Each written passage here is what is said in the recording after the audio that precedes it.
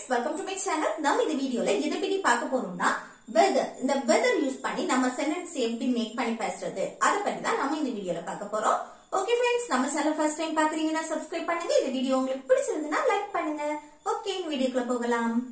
Okay, weather எங்க use பண்ணுவோம் அப்படினா இப்போ ஒரு விஷயம் வந்து நம்ம சந்தேகப்பட்டு பேசுவோம்ல, அவர் அடுத்த வாரம் வருவாரா என்று எனக்கு தெரியல, அவர் அடுத்த வாரம் வருவார்னு உறுதியா நம்மளால சொல்ல முடியல, அது ஒரு சந்தேகமா, நமக்கு ஒரு டவுட் இருக்கும், அவர் வருவாரா அடுத்த வாரம் வருவாரான்னு எனக்கு தெரியல, இந்த மாதிரி சொல்லுவோம்ல.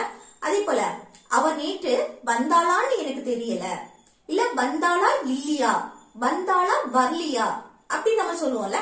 இப்படி ஒரு டவுட் பட்டு நம்ம பேசுற இடத்துல நம்ம இந்த வெதர் யூஸ் பண்ணுவோம்.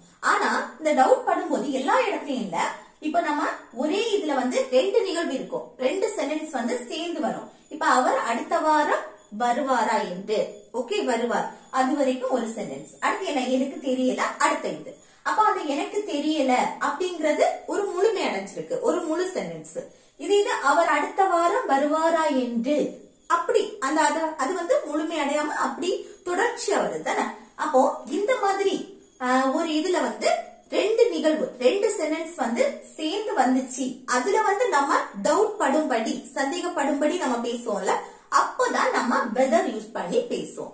ஓகே, வெதர் வந்து நம்ம இப்போ சந்தேகப்படக்கூடிய இடத்துலதான் நம்ம பேசுவோம். ஒரு விஷயம் வந்து இப்போ நாளைக்கு அது நடக்குமா நடக்காதா, நாளைக்கு காலேஜ் உண்டா இல்லையா, அவ இங்க வருவாளா இல்லையா, அவ சாப்பிட்டாளா இல்லையா, அப்படி அந்த பேசும்போது கூட இன்னொரு சென்டென்ஸ் வரணும். ஓகே, அவ சாப்பிட்டாளா இல்லையான்னு எனக்கு தெரியல, அடுத்து அவ போனால் நீ போனியா இல்லையான்னு என்கிட்ட சொல்லு, இந்த மாதிரி சொல்லுவோம்ல. ஒரு சந்தேகப்படும்படி பேசுவோம், அதே போல ரெண்டு சென்டென்ஸ் வந்து சேர்ந்து வரும்.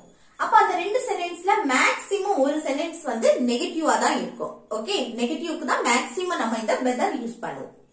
இது ஒரே சென்டென்ஸ்ல இருந்துச்சுன்னா அதுக்கு நம்ம வெதர் யூஸ் பண்ண மாட்டோம். ரெண்டு சென்டென்ஸ் இருக்கணும், அந்த ரெண்டு சென்டென்ஸ்ல மேக்சிமம் வந்து ஒன்னு நெகட்டிவ்ல இருக்கும். ஓகே, எல்லாம் நெகட்டிவ்ல இருக்குமான்னு சொல்ல முடியாது, மேக்சிமம். அதுலயும் பாருங்க, வருவாரா என்று, வருவார்னு நம்ம பேச்சு வாக்குல வருவார்னு இந்த மாதிரி சொல்லும்போது அந்த என்று, அதுக்கு தான் வெதர். ஓகே, ஒரு சந்தேகப்பட்டு பேசும்போது வருவாரா என்று, வருவாரான்னு, ஓகே, அதுக்கு தான் நம்ம இந்த வெதர் யூஸ் பண்ணி பேசுவோம். ஓகே, அப்போ ரெண்டு நிகழ்வு இருக்கணும். இல்ல அவர் அடுத்த வாரம் வருவாரான்னு எனக்கு தெரியல, இது எப்படி சொல்றது பாருங்க, எனக்கு தெரியல, நெகட்டிவ் சென்டென்ஸ் ஃபர்ஸ்ட் எழுதணும். ஐ டோன்ட் நோ, இது எல்லாருக்கும் தெரியும் தானே, எனக்கு தெரியலனா ஐ டோன்ட் நோ. அடுத்து வெதர் வந்து எங்க போடணும்னு சொல்ற, அவர் அடுத்த வாரம் வருவாரா என்று. அப்போ இத வந்து தனியாட்டு எப்படி எழுதணும், அவர் அடுத்த வாரம் வருவார், இது எப்படி எழுதுறது சொல்லுங்க, ஃபியூச்சர் தானே. அவர் அடுத்த வாரம் வருவார் அப்படின்னா he, சப்ஜெக்ட் அவர். ஓகே, அடுத்து ஃபியூச்சருக்கு நம்ம will சேர்த்து பேசுவோம் தானே. அடுத்து என்ன வரணும், verb. verb எது, அடுத்த வாரம் வருவார், வாரத்துக்கு இங்கிலீஷ்ல என்னது, come. அடுத்த வாரம் next week. Okay, next week. இதுல ரெண்டு சென்டென்ஸ் இருக்கு. ஐ டோன்ட் நோ, எனக்கு தெரியாது, அடுத்த வாரம் அவர் வருவார், he will come next week, அடுத்த வாரம் அவர் வருவார். ஓகே, இது வருவாரா என்று, வருவாரான்னு ஒரு டவுட் இருக்குல்ல, வருவாரான்னு எனக்கு தெரியல, அதுக்கு தான் நம்ம வெதர் யூஸ் பண்றோம். ஓகே, இந்த வெதர் யூஸ் பண்ணும்போது அவர் அடுத்த வாரம் வருவாரான்னு, வருவாரா என்று, ஓகே, அப்படி போயிடும். எனக்கு தெரியல, அப்போ I don't know whether he will come next week. Okay, I don't know whether he will come next week. Okay, அடுத்து அவன் நேற்று வந்தாளா இல்லையான்னு எனக்கு தெரியல, இந்த மாதிரி கேட்கலாம். அவர் அடுத்த வாரம் வருவாரான்னு தெரியல, வருவாரா என்று. இங்க என்ன, வந்தாளா இல்லையா, இத வந்து வந்தாளா வரலையா அப்படியே கேட்கலாம். ஓகே, அவன் நேற்று வந்தாளா வரலையான்னு எனக்கு தெரியல, அந்த வரலையா அதுக்குதான் நம்ம இந்த மாதிரி கேக்குறோம். ஓகே, ரெண்டுமே சேம் இதுதான், வந்தாளா வரலையா, இல்ல வந்தாளா இல்லையான்னு எனக்கு தெரியல. இது எப்படி சொல்றது பாருங்க, எனக்கு தெரியல, ஐ டோன்ட் நோ. ஓகே, அடுத்து அவள் நேற்று வந்தாள் அப்படின்னா எப்படி எழுதுறது, அவள் நேற்று வந்தாள் அப்படின்னா அவள் சப்ஜெக்ட் she. அடுத்து நேற்று நடந்த சம்பவம் அப்ப என்ன past. அப்ப சப்ஜெக்ட் அதுக்கு அடுத்து verb இருக்கணும். verb வந்து past ஃபார்ம்ல இருக்கணும். வாரதுக்கு இங்கிலீஷ்ல come தானே, அதோட past came. Okay, she came அவள் வந்தாள். என்னைக்கு நேற்று yesterday.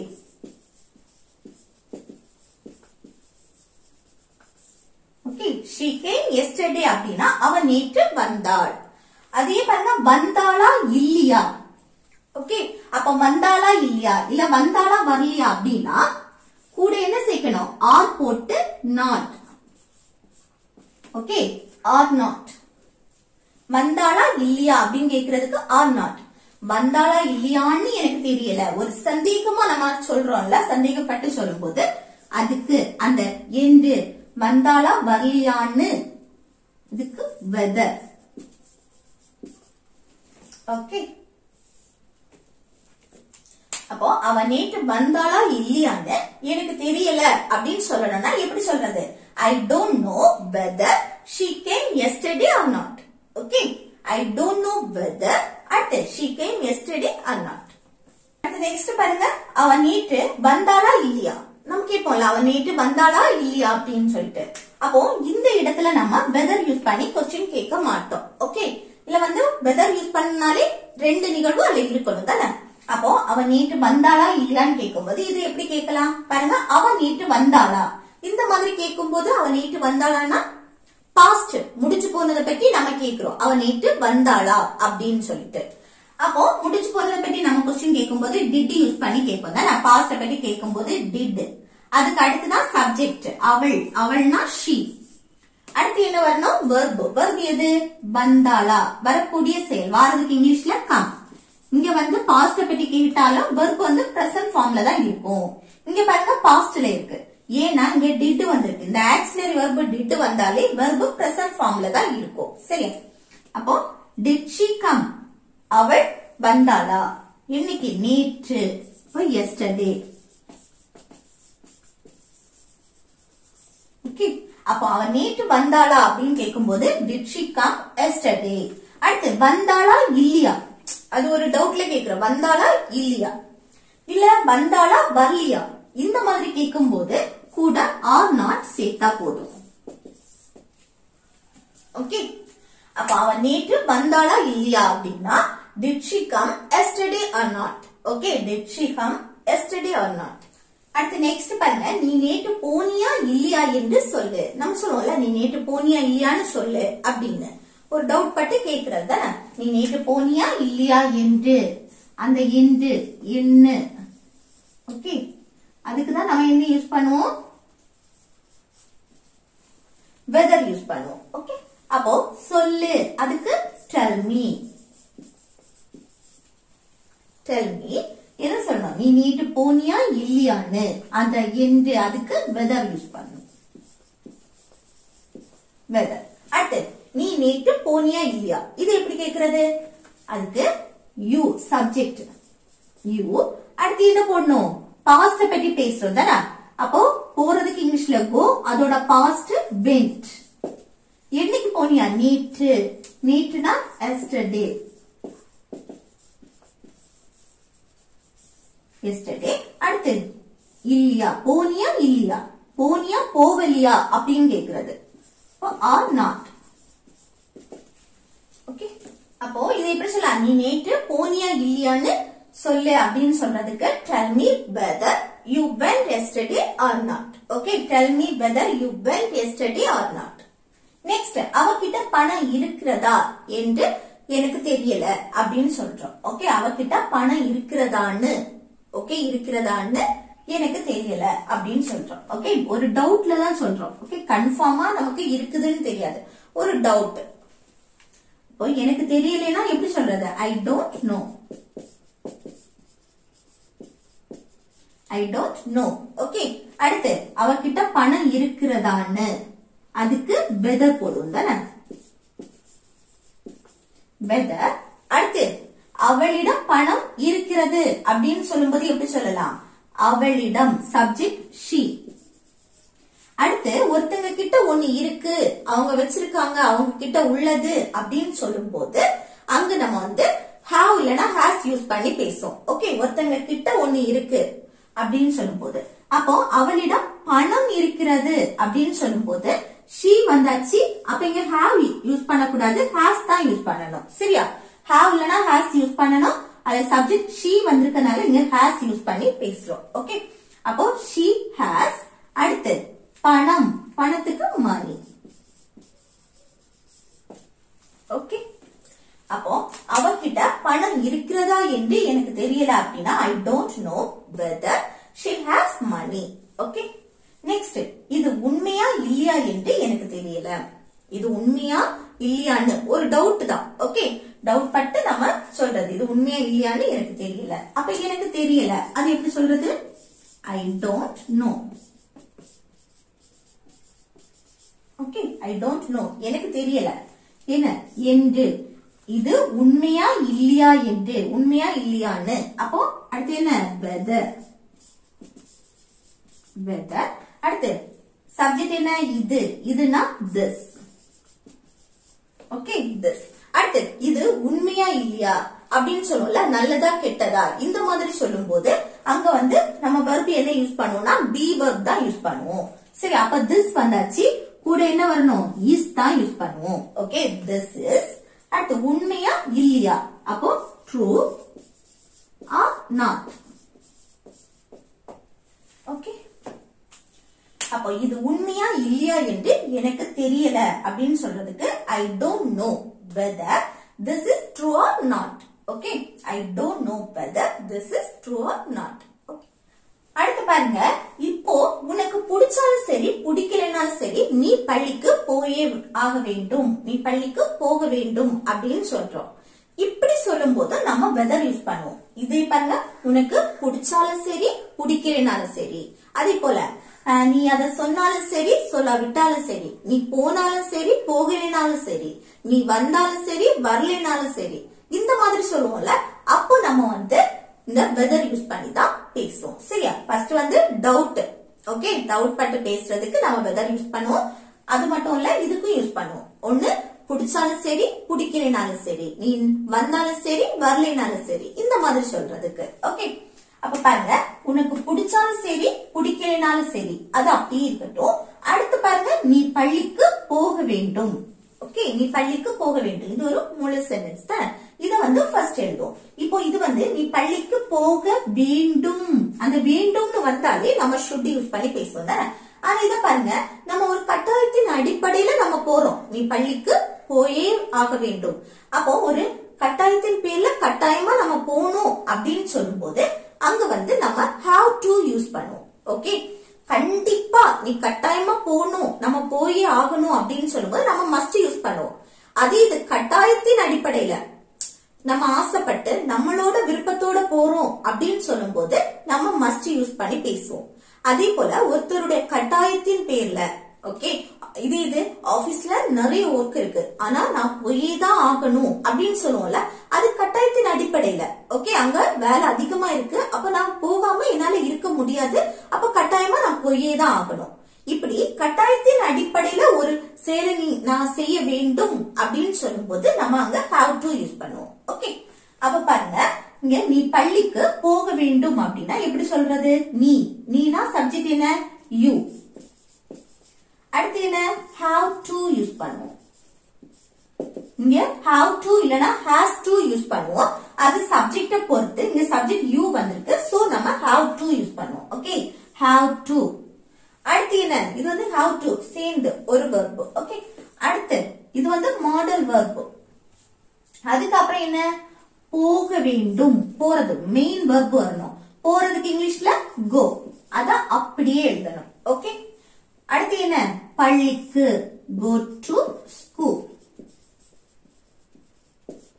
ஓகே, அப்போ நீ பள்ளிக்கு போக வேண்டும் அப்படின்னு சொல்லும்போது you have to go to school.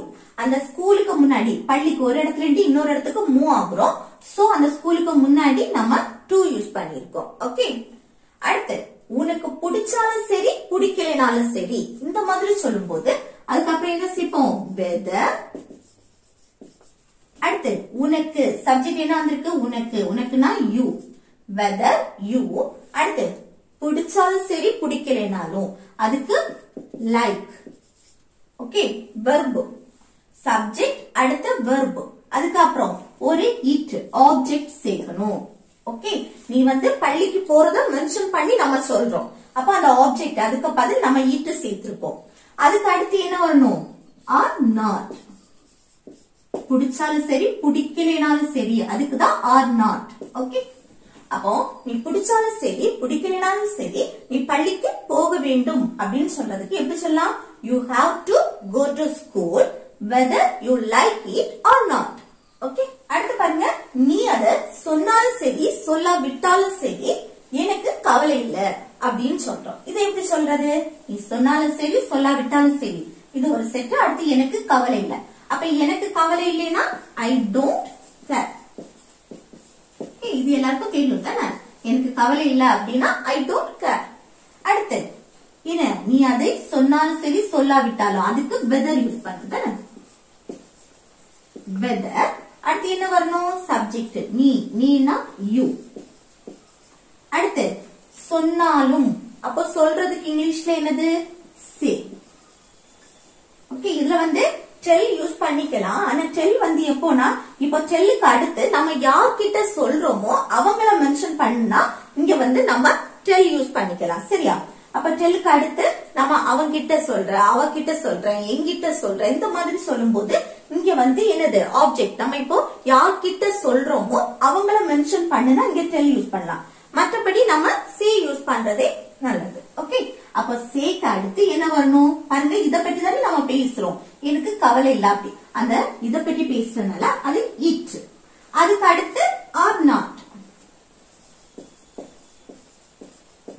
சொல்லாவிட்டாலும் சரி அதுக்கு ஆர் நாட் ஓகே அப்போ நீ அத சொன்னாலும் சரி சொல்லாவிட்டாலும் சரி எனக்கு கவலை இல்ல அப்படின்னு சொல்றதுக்கு I don't care whether you say it or not okay I don't care whether you say it or not okay அடுத்து நெக்ஸ்ட் பாருங்க அவன் வீட்டில் இருக்கிறானா இல்லையா என்று எனக்கு தெரியல அவன் வீட்ல இருக்கிறானா இல்லையான்னு எனக்கு தெரியல இது எப்படி சொல்றது பாருங்க எனக்கு தெரியல so I don't know இல்லையான்னு இல்லையா என்று அதுக்கு whether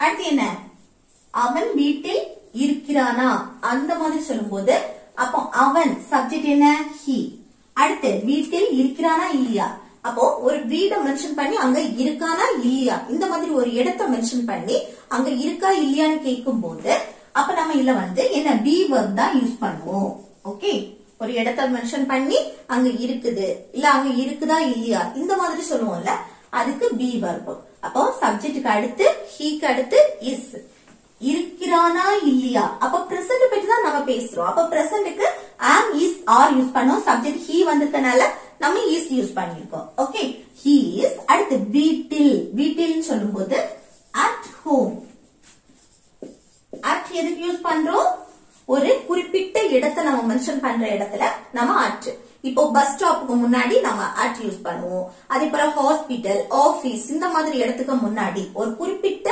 இடத்துக்கு முன்னாடி நம்ம at யூஸ் பண்ணுவோம் ஓகே அடுத்து இருக்கிறானா இல்லையா அப்ப கூட ஆர் நாட்